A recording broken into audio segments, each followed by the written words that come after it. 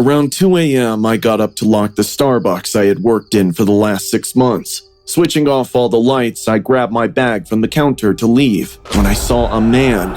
A tall, lanky man wearing a cap stood right inside the restaurant with me. I was shocked because I didn't even hear him walk in. I couldn't see his face, only his dark silhouette. For a second, I almost got a heart attack, but my instinct hit me, and I quickly switched on the light above the counter again. We're closed, sir. The man scratched his rough, unshaven beard and smiled. With a voice mixed with annoyance, anger, and a little fear, I repeated again. Sir, we're closed for the day. You need to leave. I'm Miles. Mr. Newman reported about the coffee machine. I remembered. Our manager Newman told me the second coffee machine is giving trouble and someone will be coming to check it. But then it also hit me that often in horror stories, serial killers come in disguises as maintenance staff. So I dialed Newman. Hi, it's Tiffany. I just wanted to confirm, did you ask Myuu to check on the coffee machine? Oh, okay. Thanks. I exhaled, feeling my tired shoulders giving up. Newman did send this guy. Who knows how long he'll take now? With an irritated face, I showed him the coffee machine behind the counter. He smiled back and took out a screwdriver and a cable cutter. Something in his smile irked me a bit. Even after confirming with the manager about him, I still couldn't help but feel unsafe around him. Maybe it's just an inherent trauma response to being a woman, I thought. He began working on the machine and I slouched back on a chair, cursing Newman in my head. I started watching videos again, but every 3 seconds I could notice Miles glancing back at me. At one point, I asked him, Do you need something? Nope, all good. He then said something funny and I chuckled. I thought in my head that Miles was not that bad.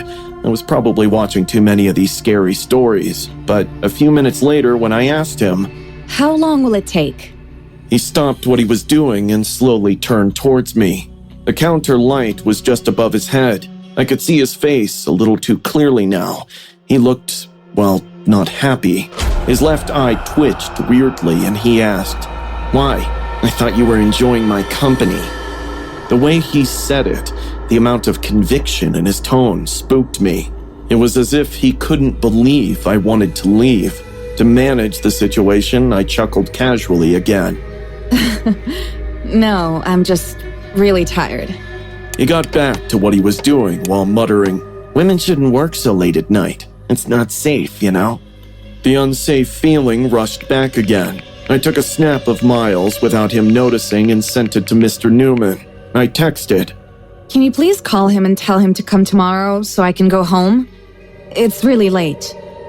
A few minutes later, Mr. Newman texted back. As soon as the notification popped up, I clicked on it. Cold sweat appeared on my forehead once I saw his reply.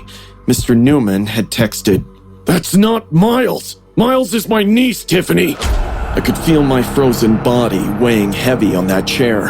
I wanted to run for the door, but I knew he would reach me first before I reached the exit. I can't call 911 because that would directly challenge whoever this man is, and I don't want to do that. With trembling hands, I texted Newman back.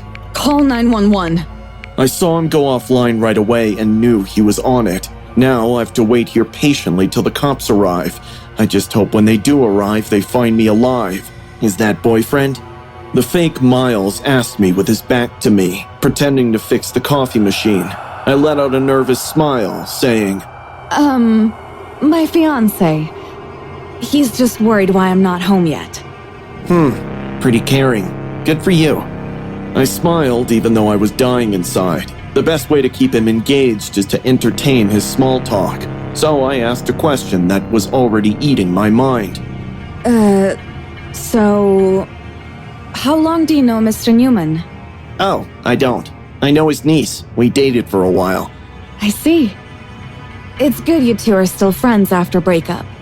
He suddenly looked back at me. His eyes were glowing now. Holding the cable cutter, he moved his hands through the wires, face still turning towards me. Then, suddenly, I heard the cable cutter falling on the floor. He made a small whimper and lifted his hand to the light. The tip of his index finger was gone, chopped off clean. Blood was dripping from the wound, yet he wasn't even flinching.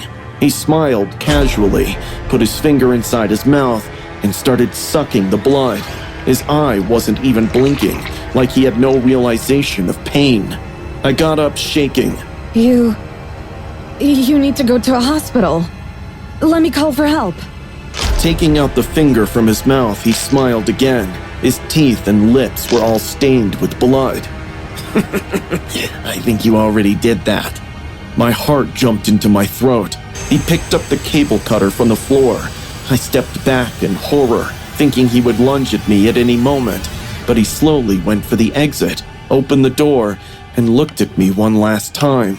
Tell Newman I'll always love Miley. Oh, and he should get a new coffee machine. And then he left, just like that. When Mr. Newman came with the cops, I was unable to speak for quite some time. They found a severed top of an index finger near the broken coffee machine. My fiancé came to pick me up. We went to the station, and there I said all that happened. Mr. Newman disclosed that he helped his niece getting a restraining order against her crazy ex-boyfriend last week. He stalked her for days even after they broke up. It isn't hard to guess that Miley, aka Miles' ex, is still stalking her secretly. I'm just glad he's not my ex.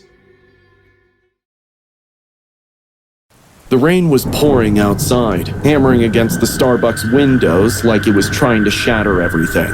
The emergency lights were on, casting this creepy dim glow that made the cafe look like something out of a horror movie. I was so close to being done with my shift, exhausted, just wiping down the counters and counting the till. But then a guy showed up. He said his name was Eric. He banged on the glass door like his life depended on it, his face pale and desperate. "Please, I left my wallet inside!" he yelled, his voice muffled through the glass. I hesitated.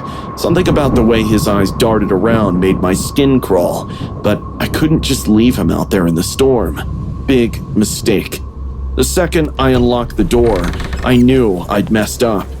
He brushed past me, his wet coat dripping all over the floor, and immediately started glancing at the security cameras. My gut was screaming at me to run, but I tried to play it cool. Where did you last see it?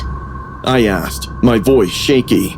"Over there," he said, pointing toward the seating area, but his eyes weren't on the tables, they were on the exits. He was blocking the front door, and when I tried to slip out the back, I found it chained from the outside.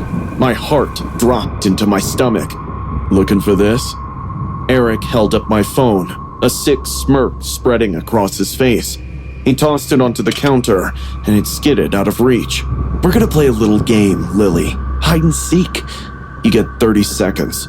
I didn't wait for him to finish. I bolted, my sneakers squeaking against the tiles as I dove behind the counter. My heart was pounding so hard I was sure he could hear it. "Ready or not, here I come!" Eric's voice echoed through the empty cafe. His boots scraped against the floor, slow and deliberate. The sound of his switchblade dragging along the counter made my teeth clench. Screech. I flinched, biting down on my lip to keep from screaming. Then, silence. I peeked through a gap between the boxes. The cafe was empty. Where was he? I had to move. I crept toward the restroom, my legs shaking with every step. There was a landline under the sink. If I could just get to it, I could call for help. My fingers brushed the door handle, and I froze. In the mirror, I saw him. Eric was right behind me, his reflection grinning like a predator. "Boo," he whispered. I screamed, swinging the metal tray I'd grabbed from the counter. It smashed into his arm with a sickening thud, and the switchblade clattered to the floor. I didn't wait to see if he'd recover. I sprinted toward the back storage area, my lungs burning. The walk-in freezer was my only hope. I yanked the door open and slipped inside, crouching behind a stack of milk crates. The cold bit into my skin, but I barely felt it. My breath fogged the air, and I held it, trying to stay silent.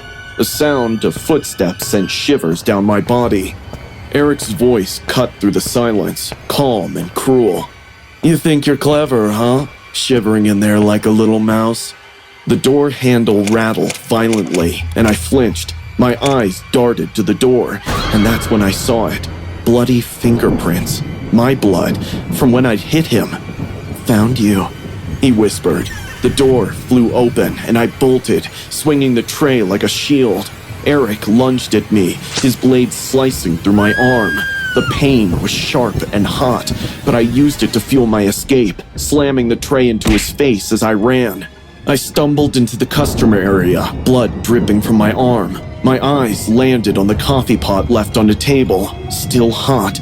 Eric charged at me, and I hurled the scalding liquid into his face. He screamed, clawing at his skin, and I didn't hesitate. I grabbed a broken chair leg and slammed it into his knee. He crumpled to the floor with a howl. The front door. I had to get to the front door.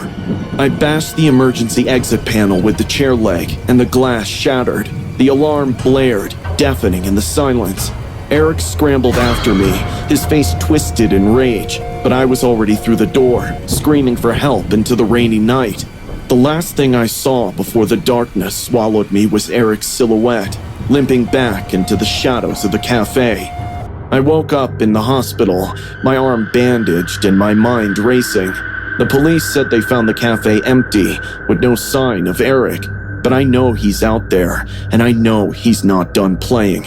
So, if you're ever working a late shift and someone bangs on the door, begging to be let in, don't. Just don't, because you might not be as lucky as I was. The rain poured down in sheets, drumming against my windshield as if it had a grudge against my vehicle. My eyelids weighed a ton, and I realized I couldn't continue driving in this state. Then I spotted it, a Starbucks sign shimmering like a lighthouse on the highway. I drove into the parking lot, thankful for the opportunity to stop and get a coffee and shake off the fatigue. The cafe was otherwise deserted except for the barista working behind the counter. She was a little plump, with her hair pulled back in a sloppy bun and her face aglow like a Christmas tree when she spotted me enter. Welcome to Starbucks. She trilled, her tone far too chipper for that late time of night. I asked for a cafe Americano and chatted a little while she was making it. She said her name was Rachel, and I made a few jokes to kill the time. Honestly, I was trying to be friendly, maybe even a little flirty, because she looked like she needed to pick me up. Big mistake. I sat by the window sipping my coffee and watching the rain. Rachel brought me a chocolate chip cookie, saying it was on her. "Thanks," I said, smiling. But then she started asking questions, personal ones, like what kind of qualities I'd want in a girlfriend. I laughed it off at first, but it didn't take long to realize she was hitting on me. I felt bad, like maybe I'd given her the wrong idea, so I casually mentioned my girlfriend and how I was planning to propose to her this weekend. That's when everything went sideways. Rachel's face twisted like I'd slapped her. How could you do this to me? She hissed. I was stunned. Do what? I was just being nice. You made me feel like you liked me. She shouted, her voice shaking. It was love at first sight. I stood up, my patience wearing thin. Look, even if I was single, I wouldn't date you. I was just being polite. Her eyes narrowed, and before I could react, she swung a coffee cup at my head. Everything went black. I woke up with a pounding headache, my wrists tied together with rough twine. The room was dark, lit only by a single candle flickering on the floor. The smell of coffee beans and damp cardboard filled the air.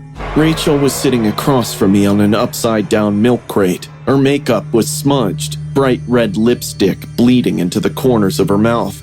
She smiled sweetly like we were on a date. You left me no choice, babe. She said, leaning in close. You were going to leave me. Now, we have all night. My heart raced as I scanned the room for anything I could use to escape. That's when I saw it, a shard of broken glass from a shattered syrup bottle on the floor behind her. Rachel started rambling about our future together, stroking my hair like we were some kind of couple. I gritted my teeth, inching my hands toward the glass shard. The twine cut into my skin, but I didn't care. I had to get out of here. Hey, Are you even listening to me? She snapped, her voice sharp. I didn't think, I just acted. I lunged forward, headbutting her as hard as I could. She stumbled back, knocking over the candle. Flames erupted from a pile of napkins, and I used the distraction to grab the glass shard and slice through the twine. I bolted out of the storage room, my vision blurry. The cafe was dimly lit, the neon Starbucks sign casting an eerie glow over the counter. Daniel, come back to me! You can't leave me! Rachel's voice echoed behind me, no longer sweet, but guttural and feral. I sprinted, knocking over tables and chairs to slow her down. She was right behind me, wielding a coffee stirrer knife she'd sharpened into a shiv. We're meant to be together! She screamed, lunging at me. The blade slashed my forearm and I cried out in pain. I raced to the restroom, slamming the door shut, locking it behind me. Rachel pounded on the door, shrieking. You can't hide from me! I'll find you! I splashed cold water on my face, trying to stay alert. Blood from my arm mixed with the water, staining the sink red. That's when I saw the small window, my only way out. The banging stopped and there was complete silence. I pressed my ear against the door, holding my breath. Surprise! Her voice came from behind me. I spun around to see Rachel's face in the mirror. She'd crawled through the air vent. I barely dodged as she swung the shiv at my throat. Grabbing the soap dispenser, I slammed it into her face. She stumbled back, blood dripping from her mouth, but she laughed, a manic, unhinged sound. I jumped onto the counter and smashed through the window. Broken glass sliced my leg, but I kept going, limping to the parking lot. Rachel burst through the cafe door, a jagged sharp of glass in her hand. Her face was smeared with blood and smudged makeup, making her look like something out of a nightmare. Rachel leaped onto the hood, stabbing at the windshield. I floored the gas, sending her tumbling onto the pavement. As I sped away, I glanced in the rearview mirror. Rachel was slowly sitting up, her grin wide, staring at me. My chest heaved as I drove into the night, rain pounding against the car. She was alive, and I knew she'd come for me again.